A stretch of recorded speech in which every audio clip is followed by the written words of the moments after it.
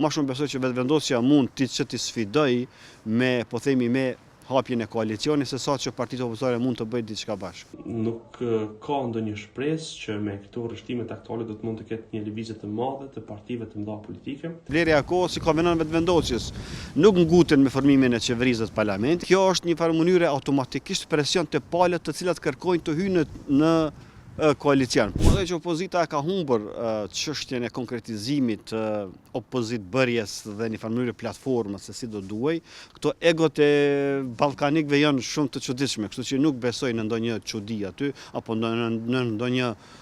po themi pikë përmbajtësore ku ata mund të ecin tutje. Ma shumë besoj që vetëvendosja mund të sfidoj me, po themi, me hapjen e koalicioni, se sa që partitë opozitare mund të bëjnë diçka bashkë. Nuk ka ndonjë shpresë që me këto rreshtimet aktuale do të mund të ketë një lëvizje të madhe të partive të mëdha politike, sidomos me qëndrimin e lidhjes demokratike të cilët e kanë betonuar edhe qëndrimin para prag se nuk do të hyjnë në një koalicion me lëvizje vetëvendosje, sikundër pretendojnë se duhet të ishin ata që e udhëheqin qeverinë me çdo koalicion tjetër në rastin tonë me Partinë Demokratike të Kosovës dhe me Aleancën, por nuk mund të hyjnë në një koalicion si tonë pa një marrëveshje për presidentin, e që sipas kësaj i bie që ata në asnjë rrethon nuk do të jenë pjesë e qeverisë së ardhshme të Republikës Kosovës. Rezultati zgjedhor aktual nuk është se na prodhon ndonjë qartësi se kush mund të jenë partnerët e lëvizjes vetëvendosje për të formuar qeverinë e re. Natyrisht duhen 2-3 deputet për të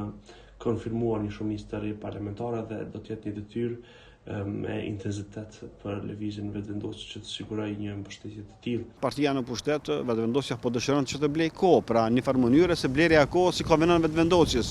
nuk nguten me formimin e qeverisë të parlamentit, që njëkohësisht një farë mënyrë e krijojë një paqartësi se si edhe kush do ta formojë, dhe kjo është një farë mënyrë automatikisht presion të palët të cilat kërkojnë të hyjnë në